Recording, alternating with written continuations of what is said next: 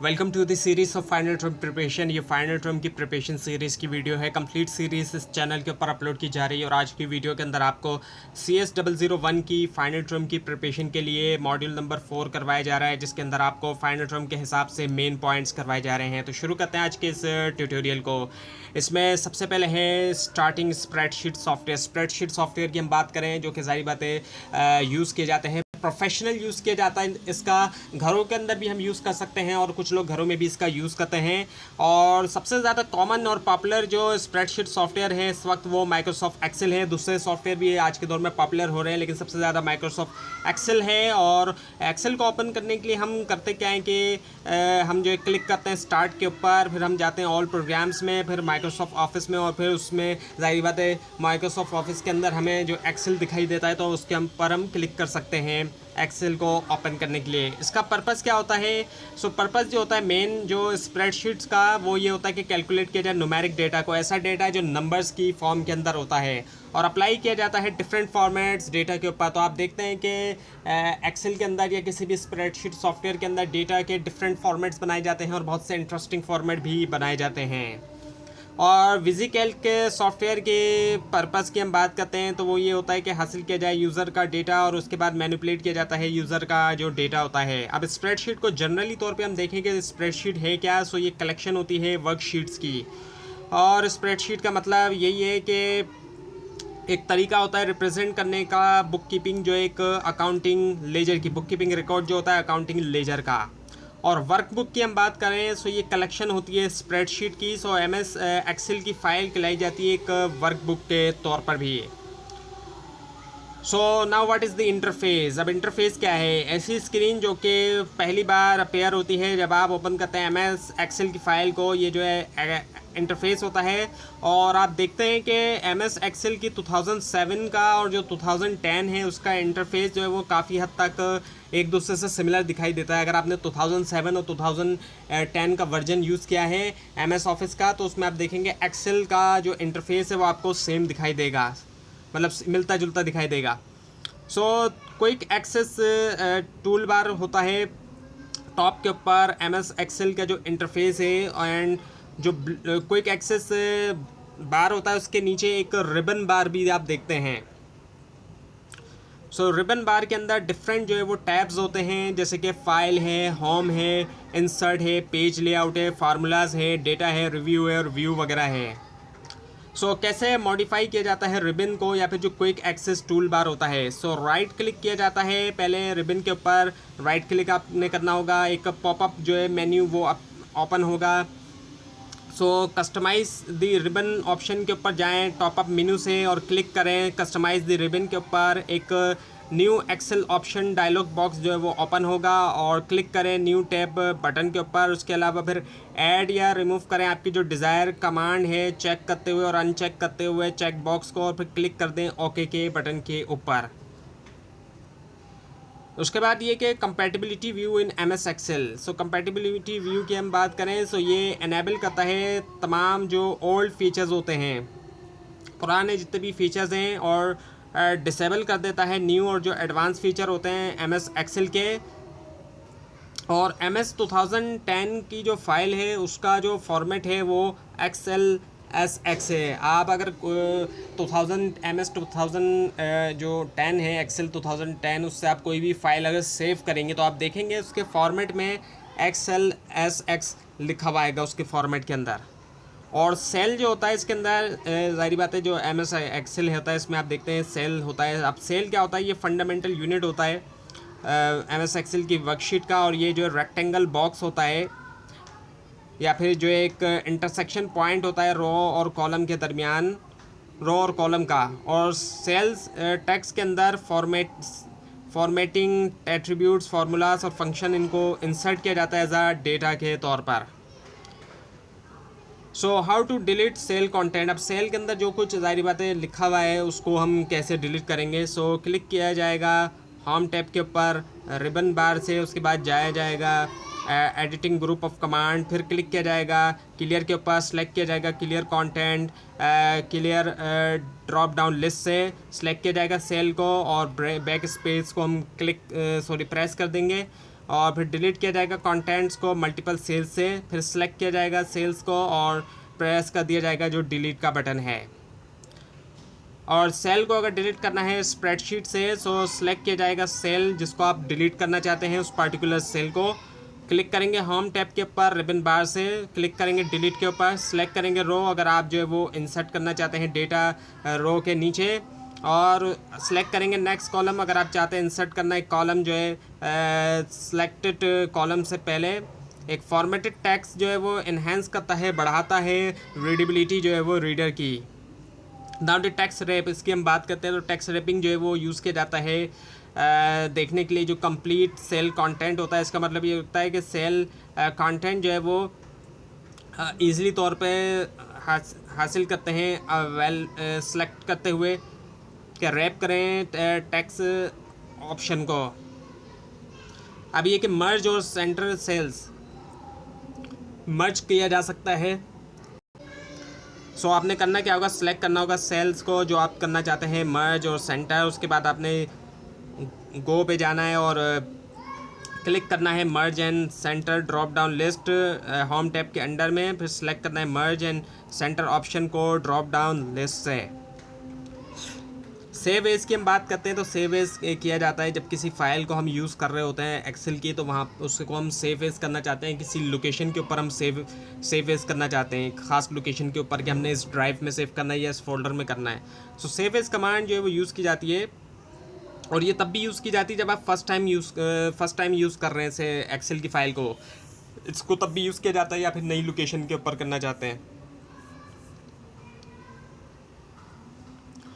और इसके अलावा सेव कमांड यूज़ की जाती है जब करंट लोकेशन के ऊपर आप जो है वो जाहिर बात है एक फ़ाइल पहले से बनी हुई है, आपने उसमें कुछ एडिट किया है लेकिन आप उसको जाहिर बात है उसी जगह पर सेव करना चाहते हैं, तो उसके लिए आप उसको फिर सेव कमांड का यूज़ करते हैं, ना कि सेव एज का करते हैं। सेव एज का तब किया जाता है जब नई फाइल बनी है या फिर आप उसको नई लोकेशन पे करना चाह रहे हैं।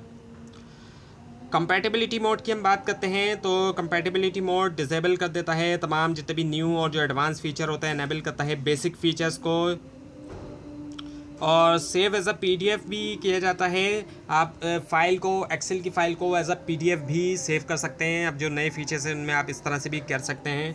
तो जाहिर बात है एडोब एक्रोबैट का जो फॉर्मेट है पीडीएफ का, उसके अंदर भी आप इजीली अपने फ़ाइल को सेव कर सकते हैं। और पीडीएफ की फ़ाइल जैसे कि आपको मालूम है कि ऐसी होती है कि उसमें जनरली तौर पे एडिट वगैरह भी जाहिर बात है नहीं किया जा सकता, तो कोई भी ऐसी इन्फॉर्मेशन जिसको जाहिर बात है ऐसा बनाया जा रहा हो कि उसको प्रिजर्व किया जाएगा, तो वहाँ पर जो है ये फॉर्मेट जो है वो यूज़ किया जा सकता है। उसके बाद है फिर व्हाट इज़ फार्मूला की हम बात करते हैं तो ये मैथमेटिकल इक्वेशन है, ज़ाहिर बात है डिफरेंट फार्मूला का यूज़ किया जाता है। तो मैथमेटिकल इक्वेशन होती हैं जिसको यूज़ करते हुए परफॉर्म किया जाता है डिफरेंट मैथमेटिकल कैलकुलेशन। सो ज़ाहिर बात है इनके ज़रिए डिफरेंट मैथमेटिकल जो कैलकुलेशंस होती हैं वो परफॉर्म की जाती हैं फार्मूला का यूज़ करते हुए, और सिमिलर होते हैं कैलकुलेटर से, और इसको यूज़ करते हुए परफॉर्म किया जाता है डिफरेंट कैलकुलेशंस। तो कई सारे फार्मूले लगा के कई तरह की कैलकुलेशंस को किया जाता है। और स्टैंडर्ड जो मैथमेटिकल ऑपरेशन होते हैं हमारे पास, उसमें क्या है, एक तो ये प्लस का साइन आ जाता है एडिशन के लिए, माइनस का साइन आ जाता है सब्ट्रैक्शन के लिए, कुछ भी माइनस करना है, एस्टेरिक आ जाता है।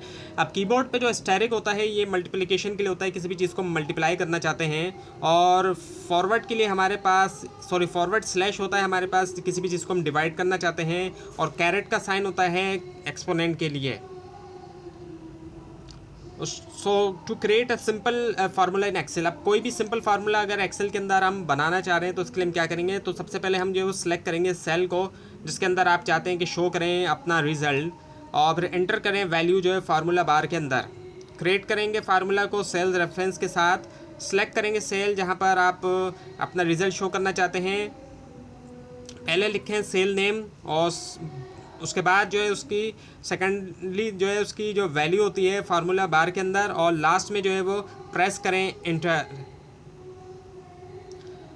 सो to create a formula with point and click method, यानी कि फार्मूला क्रिएट किया जाए पॉइंट और क्लिक मेथड के साथ।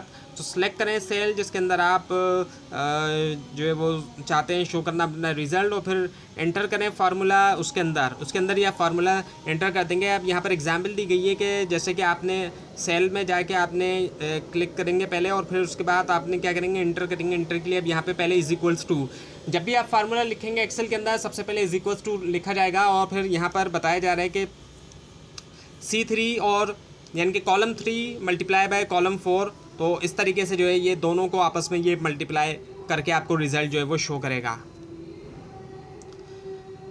इसके अलावा रीनेम वर्कशीट्स। सो रीनेम भी किया जा सकता है जो वर्कशीट्स हैं, यानी कि उनका नाम जो है उनको दूसरा नाम भी दिया जा सकता है, उनका नाम भी ज़ाहिर बात है चेंज किया जा सकता है।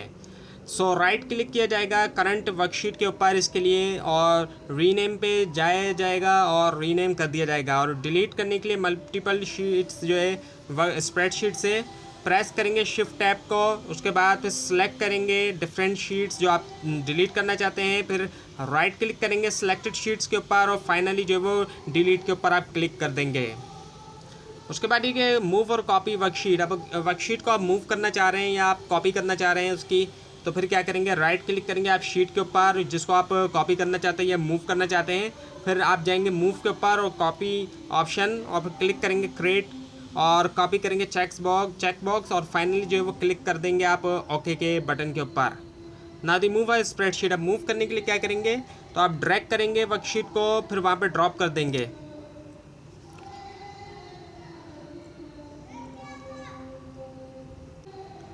और ड्रॉप आप तब करेंगे जब एक ड्रॉप डाउन एरो जो है वो अपेयर्ड होगा वर्कशीट टैब के ऊपर। और कलर करने के लिए वर्कशीट को अगर हम बात करें, सो कलर करने के लिए एक वर्कशीट को मतलब क्या होता है कि दिया जाता है कलर वर्कशीट टैब को यानी कि उसको कलर देने के लिए ज़ाहिर बात है ये किया जाएगा। सो राइट क्लिक किया जाएगा वर्कशीट टैब के ऊपर, उसके बाद जाया जाएगा टैब कलर ऑप्शन के ऊपर, सेलेक्ट किया जाएगा कलर जो है आपकी चॉइस का, फाइनली जो है वो क्लिक कर दिया जाएगा ओके बटन के ऊपर। उसके बाद है कि ग्रुपिंग एंड अनग्रुपिंग वर्कशीट। तो वर्कशीट की ग्रुपिंग या अनग्रुपिंग की जाए तो इसके लिए क्या किया जाएगा, प्रेस किया जाएगा कंट्रोल की के ऊपर, कीबोर्ड से क्लिक किया जाएगा तमाम वर्कशीट टैब को जिनको आप ग्रुप करना चाहते हैं। और अनग्रुपिंग के लिए क्या किया जाएगा, राइट क्लिक किया जाएगा वर्कशीट टैब के ऊपर, और फिर अनग्रुप के ऊपर ऑप्शन को आप क्लिक कर देंगे। फ्रीजिंग भी किया जा सकता है वर्कशीट पेन्स को।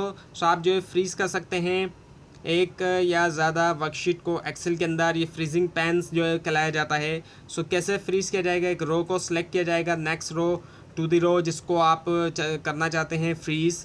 सो व्यू टैब के ऊपर जाएंगे जो कि है रिबन बार के ऊपर, और क्लिक करने के बाद व्यू टैब के ऊपर सेलेक्ट करेंगे freeze pane option, freezing command drop down list से। उसके बाद ये कि how to print a worksheet on paper. अब पेपर के ऊपर किस तरीके से वर्कशीट को प्रिंट करवाया जाए, इसका प्रिंट भी ज़ाहिर बात है लेने की ज़रूरत पड़ सकती है, स्पेशली जब प्रोफेशनली वर्क किया जाता है ऑफिस के अंदर। सो क्लिक किया जाए फाइल टैब के ऊपर, रिबन बार से एक बैक स्टेज जो है व्यू ओपन होगा। सो क्लिक किया जाए प्रिंट ऑप्शन के ऊपर बैक स्टेज व्यू से। So different printing options for example printer setting ये जो है अपेयर होंगी, आपको दिखाई देंगी लेफ़्ट साइड के ऊपर ओपनिंग विंडो के, और एक पेज प्रीव्यू डिस्प्ले होगा राइट साइड की तरफ, यानी कि कैसा दिखेगा वो ये भी दिखाएगा आपको कि प्रिंट के बाद कैसा दिखेगा। उसके बाद ये कि how to reduce worksheet size, कैसे साइज़ छोटा किया जाए।